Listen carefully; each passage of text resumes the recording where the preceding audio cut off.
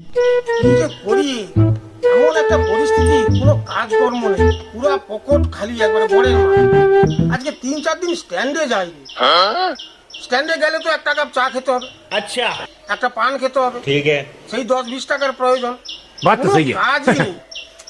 এদিকে আমার যে ঘরে গিন্নি আছে, মনটা ওর ভালো, কিন্তু সে প্রথমে যেন শ্রীমতী ভয়ঙ্কর, টাকা চাইলেই যেন এমন চোখ মুখ রাঙিয়ে উঠে, পরে অবশ্য আবার দেয়।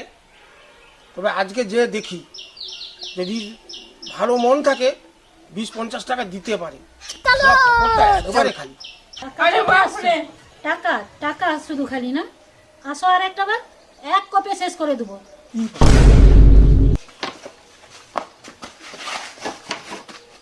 এবারে দিবে রে, বটি দিয়ে একবারে। একে আরো টাকা চাইবো আমি? কি বাবা বাবা!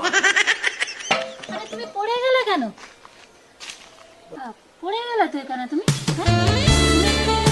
কি হয়েছে তোমার? হ্যাঁ? চলো।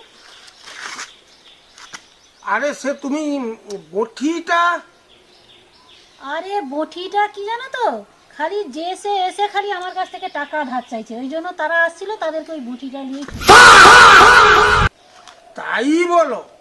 আমি ভাবছি তুমি। ও, তোমার পকেট তো খালি। अच्छा এই যে 200 টাকা রাখো। ঘরের অবস্থা তো জানো, অল্প অল্প খরচা করবে। সত্যিকারের কি তুমি আমার লক্ষ্মী মন্তব্য? লক্ষ্মী মন্তব্য।